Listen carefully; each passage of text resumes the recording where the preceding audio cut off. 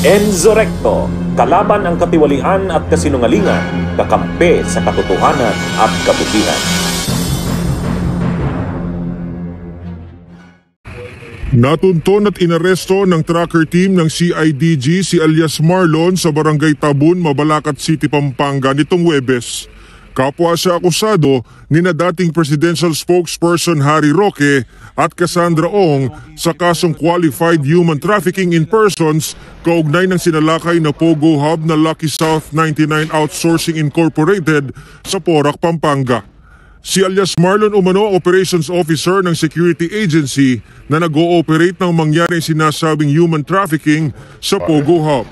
Kabilang sina alias Marlon, Roque at Ong sa 51 individual na inisuhan ng arrest warrant ng korte sa Angeles City, Pampanga. Nagsisimula na tayo sa pag-hunt ng mga co-accused ni Roque. So itong isa na to nakuha natin ng May 22. Siya ay nasa kulungan na. Lumabas ulit ang isa pang warrant na isinerve na lang din natin sa loob na ng kulungan. Nakikipag-ugnay na rin ang CIDG sa Interpol para naman sa pag-aresto kay Roque na nasa the Netherlands. Kasalukuyang humihingi ng asylum si Roque sa naturang bansa dahil umano sa political persecution sa kanya sa Pilipinas. We are a very active member country of the Interpol and we are rendering them cooperation. So we do believe na ganun din ang ibibigay sa atin ng Interpol na assistance sa atin ng mga pangailangan. Nandun pa lang tayo sa pagdodocument ng lahat ng ito at nag-request pa lang tayo ng assistance for a red notice to be issued against Mr. Roque. Ang Interpol Red Notice ay isang request sa mga law enforcement sa buong mundo para hanapin at pansamantalang arestuhin ang isang taong pinaghahanap ng isang member country o ng International Tribunal dahil sa mabigat na krimen. Ito'y habang hinihintay ang ekstradisyon, pagsuko o mga katulad na legal na aksyon. Undocumented alien na siya. Depende sa grant of asylum kung bibigay sa kanya ng Netherlands. Pero I doubt it kasi Netherlands is one of the countries that goes against human trafficking. May natanggap din umanong ulat si Remulla na may 3 pasaporteng hawak si Roque. Ang mahalaga, talagang mapilito siya mag-account sa kanyang ginawa dito at depensahan niya sarili niya. Hindi pa nga nagsisimula ang lahat tinatakasan niya na, di ba? Kasi sa batas natin, flight is an indication of guilt. Kaya sana, harapin niya na lang. Kinumpirma rin ni Remulla na may mga isinampang hold departure orders sa korte laban sa iba pang mga akusado sa kaso. Nagbigay naman ng pahayag si Roque kaugnay sa cancellation of passport.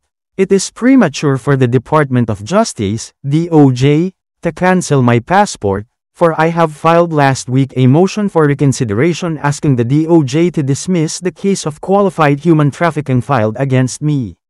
In my motion for reconsideration, I stated that not a single evidence was presented to prove that I committed the overt act of organizing, providing financial support or directing other persons to commit any act of human trafficking.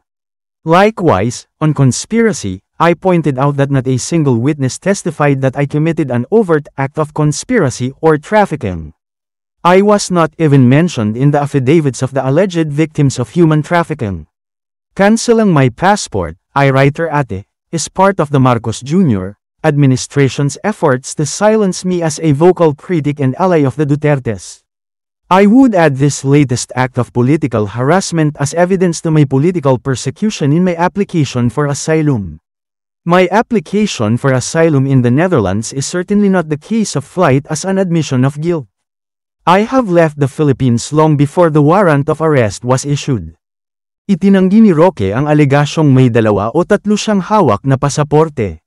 Naglabas siya ng pahayag matapos sabihin ni Justice Secretary Boyeng Remulla na paiimbestigahan ng Department of Justice kung paano nakakuha umano ng ganoong karaming passport si Roque. Sinalaysay naman ni Secretary Remulla kung paano tumakas sa bansa si Roque at ang nasabing 2 hanggang 3 pasaporte. Sir, yesterday you mentioned may 2 hanggang 3 passports po si Harry Roque. What do we know so far and ano po yung iniimbestigahan natin to? Alam lang namin, yun ang aming nakita na maaaring paliwanag sa kanyang mga pag-alis kasi hindi nag-a-alarm. Hindi nag-a-alarm kasi meron na lookout routine yan eh. Hindi nag-alarm. Pero ang daan niya kasi via tabi-tabi. So, sir, nag-backdoor si Harry Roque? Nag-backdoor siya. Opo. But sir, you have no info what kind of passport, other passport? Local passport. Local passport. Philippine passport, sir, ang Philippine ginamit passport. niya. Oh, meron siya. 2 or 3 of them. Kaya alamin pa natin. Sir, Look, klase na Philippine passport. Para at least 2 of them. At least 2 Philippine passport. sir, ibang pangalan ba yun? Hindi, siya pa rin. Yan ang, dapat yan, isa lang yan eh. Dapat yan, isa lang yan. Sir, bawal yun. Illegal ba yun? Bawal yun. Dapat isa lang. Roque, yung dalawang passport na yun, parehong regular passport, isa Parehong po regular diplomatic. passport. Parehong regular passport. Di bali sana, kung official pa rin siya, meron siyang diplomatic, tsaka meron siyang regular. Ang alam namin, meron siyang dalawang regular. At least, dalawa. Same name, sir? Or Same name. Very po similar. magpa-plug yun sa- Maybe a difference in middle initial? baka middle initial o kaya second name niya. Sir, ano pong investigation yung gagawin niyo po dito? Papaano namin yan? Papahalukay namin yan. Kasi hindi dapat ginagawa yan. So we are petitioning for the cancellation of his passport or passports. Kasi nga, fugitive from the law na siya. Umalis siya nung meron pala preliminary investigation. Sinagot niya ngayon noong sa ano pa lang, nasa Abu Dhabi siya. Kaya sa ngayon, kung di siya uuwi, magiging fugitive from the law siya. Eh mukhang wala siya intention, nag-apply siya ng asylum, pero ang paningin namin, hindi angkop ang asylum sapagkat ang human trafficking ay isang kasalanan na alam ng Europa na against our interest and against universal interest. Sir, yung third passport, ano possibly itong third passport na tinitingnan po ninyo? Yung third passport, sir, na tinitingnan ninyo, yesterday you mentioned 2 to 3 yung passport. Lang, the same. Baka iba yung middle name, iba yung... Tingnan natin. Pero wala pa sir na passport from other country. Wala pa. All Philippine passports. All Philippine ito. passports. Sir, sa initial investigation, paano nakakuha ng dalawa? Wala pa nga eh. We will ask the DFA about it. Kasi DFA ang gumagawa yan. Hindi naman DOJ, hindi naman immigration. So we ask the DFA. How long is the process sir before ma-cancel? We'll see. Siyempre, we will ask the DOJ, the DFA to cooperate with us. It is very important. Sir, balikan lang natin paano siya talaga nakaalis. So you mentioned Tawi-Tawi. Tawi-tawi tumahan.